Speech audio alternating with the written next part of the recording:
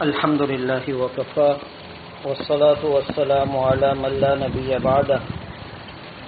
أعوذ بالله من الشيطان الرجيم. بسم الله الرحمن الرحيم. اتل ما أوحي إليك من الكتاب وأقم الصلاة. صدق الله العظيم.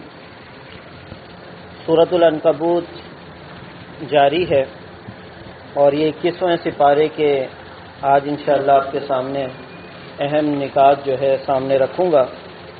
سورۃ العنکبوت اور اس کے بعد سورۃ الروم، سورہ لقمان، سورۃ السجدہ اور سورۃ الاحزاب کا ایک چھوٹا سا حصہ جو ہے اس پر یہ مشتمل سپارہ ہے.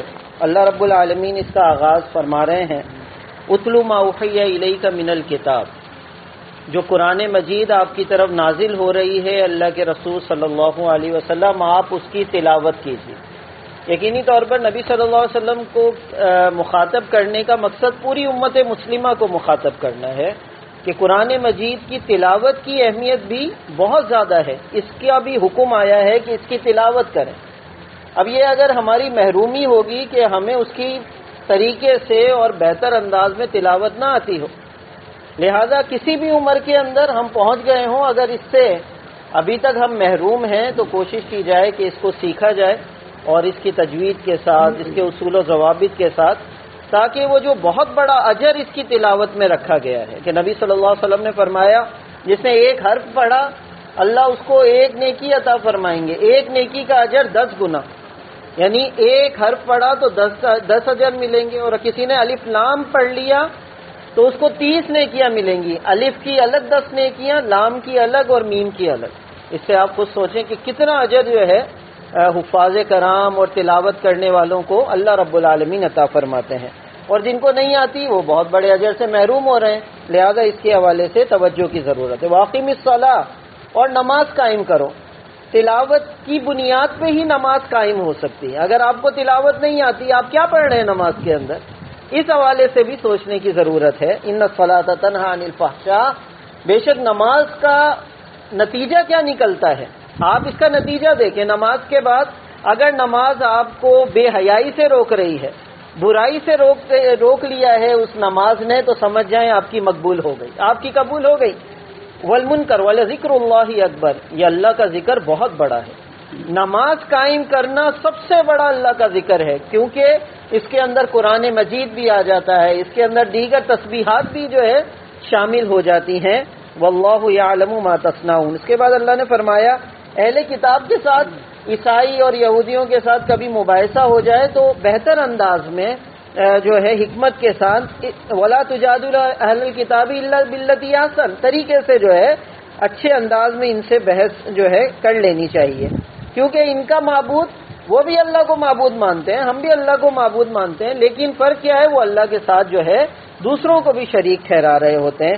بہتر، لیکن وہ قریب ہوتے ہیں کہ وہ آپ کی بات کو زیادہ سمجھ جائیں. اس کے بعد اللہ رب العالمین نے فرمایا دیکھیں ایک مومن بندہ اگر کسی جگہ پر اس کو اجازت نہیں مل رہی اللہ کا نام لینے کی اور اللہ تبارک و تعالیٰ کے احکامات پہ عمل کرنے کی، اس جگہ کو چھوڑ کے جو ہے کہیں اور ہجرت کر جائے. نبی صلی اللہ علیہ وسلم نے ہجرت فرمائی، ابراہیم علیہ السلام نے ہجرت فرمائی، دیگر انبیاء نے جو ہے ہجرت فرمائی. تو اللہ رب العالمین یہی فرما رہے ہیں کہ اللہ رب العالمین کی زمین جو ہے بہت زیادہ وسیع ہے. یا عبادی الذین آمنوا ان ارضی واسعہ فایایا فاعبدون، میری ہی عبادت کرو. جہاں پر ممکن ہو اللہ کی عبادت کرنا بہتر انداز میں اس زمین کی طرف بندہ ہجرت کر جائے. اس کے بعد سورۃ الروم ہے اور اللہ رب العالمین شروع میں فرما رہے ہیں غلبت الروم فی ادنی الارض وهم من بعد غلبهم سیغلبون. روم کی قوت جو ہے وہ مغلوب ہو گئی، ان پر کوئی کسی نے حملہ کیا. ایران کی طاقت نے، اس وقت 2 طاقتیں تھیں، ایک ایران کی اور ایک کیسر روم کی. کیا ہوا کہ نبی مہربان صلی اللہ علیہ وسلم کی نبوت سے پہلے ہی ایران نے جو ہے، جب نبی صلی اللہ علیہ وسلم کو ابھی نبوت نہیں ملی تھی، ایران نے حملہ کر دیا روم پر اور جو ہے وہاں پر بڑا قتل عام کیا، اور ایک دن کے اندر 90 لاکھ جو ہے عیسائیوں کو قتل عام کیا فلسطین کے اندر اور مسجد اقصی کی جگہ پر. اور پھر وہاں پر ان کی بادشاہت قائم ہو گئی۔ نبی مہربان صلی اللہ علیہ وسلم کے ابھی نبوت کے تیسرا سال تھا کہ ان کا غلبہ مکمل ہو گیا۔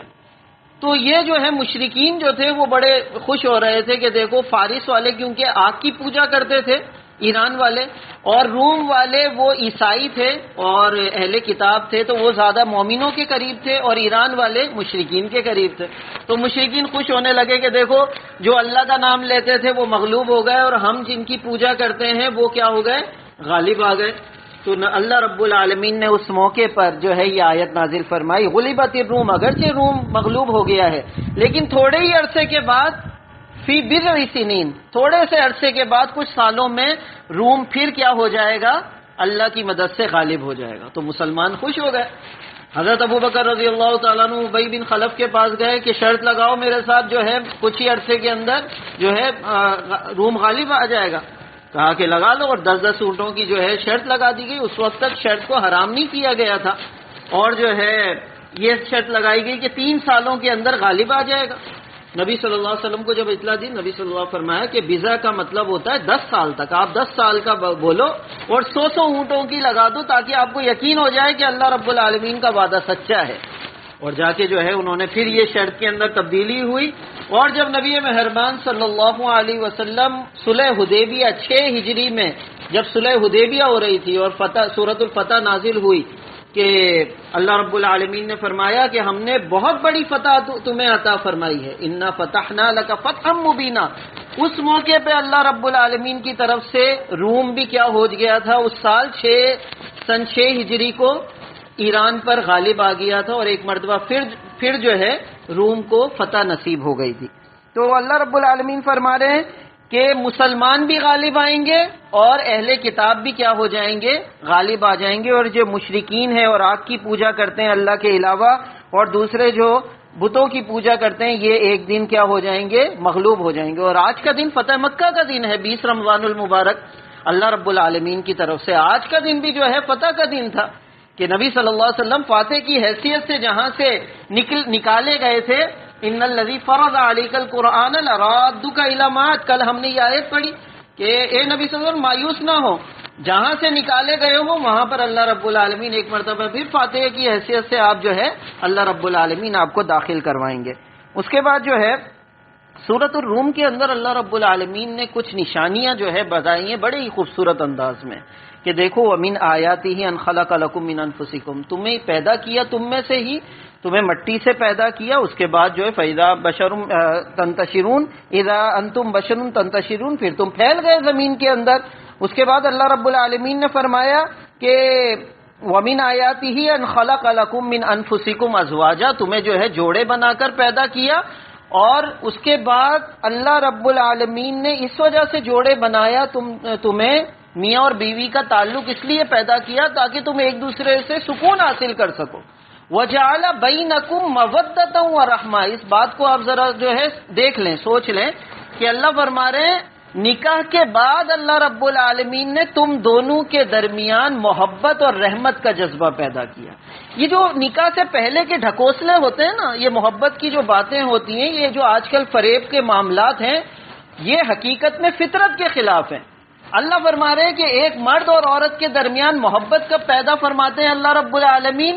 نکاح کے بعد۔ وَجَعَلَ بَيْنَكُمْ مَوَدَّةً وَرَحْمَةً، نکاح کے بعد اللہ رب العالمین کیا فرماتے ہیں؟ یہ فطری تقاضا ہے کہ محبت بھی پیدا ہوتی ہے اور انسان بڑھاپا میں چلا جاتا ہے لیکن ایک دوسرے کے بارے میں رحمت کا جذبہ اللہ رب العالمین باقی رکھتے ہیں۔ باقی سب کچھ غرور ہے، باقی سب کچھ دھوکہ ہے۔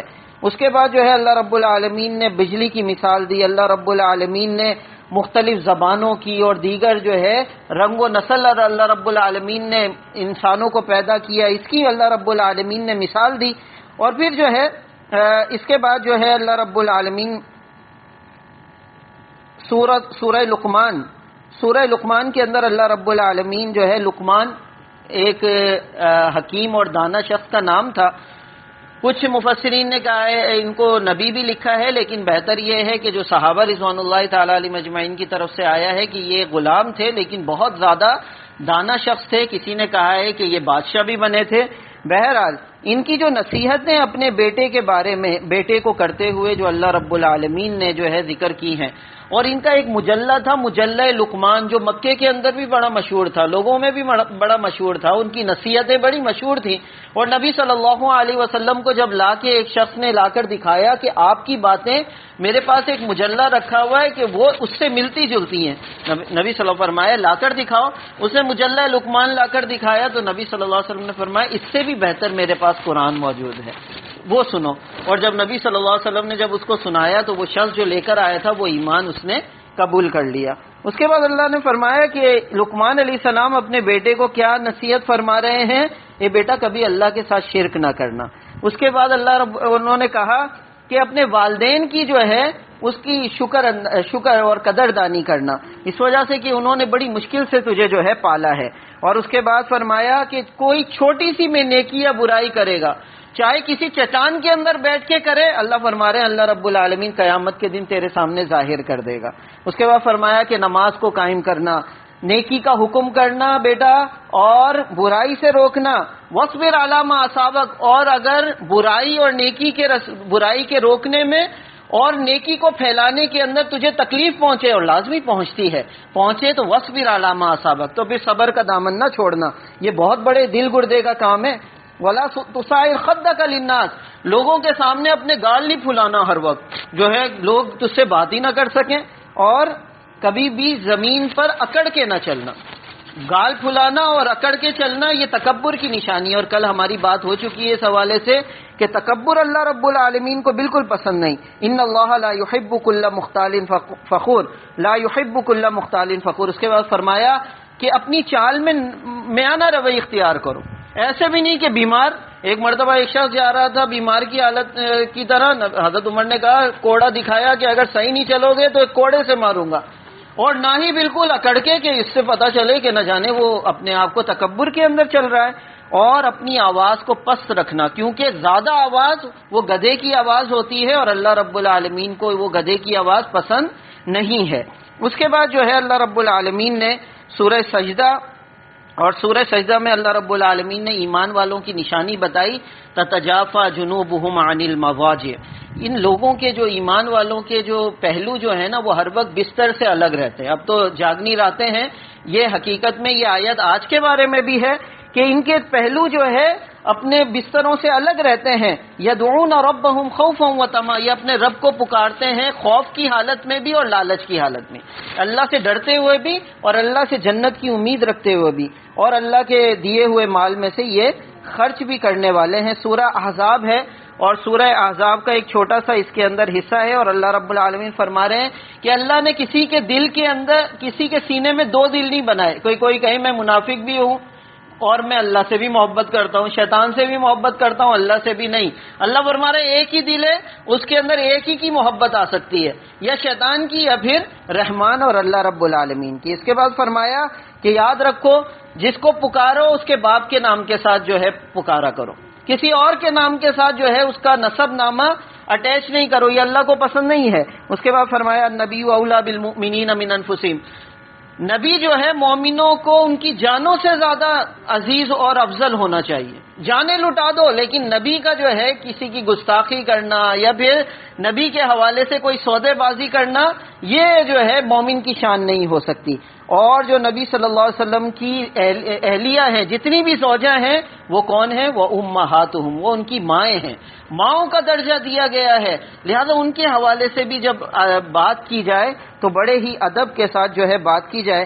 اس کے اندر بڑی اہم آیت آخری وہ ہے لَقَدْ كَانَ لَكُمْ فِي رَسُولِ اللَّهِ أُسْوَةٌ حَسَنَةٌ، یہ منافقین ڈرتے ہیں غزوے میں نکلنے سے، غزوہ احزاب میں نکلنے سے، خندق میں نکلنے سے، لیکن آپ ذرا نبی صلی اللہ علیہ وسلم کا اسوہ دیکھو، دو پتھر بندھے ہوئے پھر بھی خندق کھود رہے ہیں، لہذا تمہارے لیے تو کس کا اسوہ بہتر ہے؟ نبی صلی اللہ علیہ وسلم کی زندگی کا اسوہ بہتر ہے۔ اور مسلمان کیا کرتے ہیں؟ جب بھی بڑی بڑی مصیبتیں لشکر دیکھتے ہیں تو ان کا ایمان اور تابع داری زیادہ بڑھ جاتی ہے، وہ ڈرتے نہیں ہیں اللہ رب العالمین کے علاوہ کسی سے۔ اللہ سے دعا ہے کہ اللہ رب العالمین یہ جو خلاصہ بیان کیا گیا، اگرچہ اس کے اندر بہت اہم نکات بھی موجود ہیں، تفصیل کے ساتھ بھی ہو سکتے ہیں، لیکن جو کچھ سنا اور سنایا گیا اللہ رب العالمین اس کے ذریعے ہمارے ایمان کو جو ہے مزید تقویت عطا فرمائے۔ وآخر دعوانا ان الحمد للہ رب العالمین۔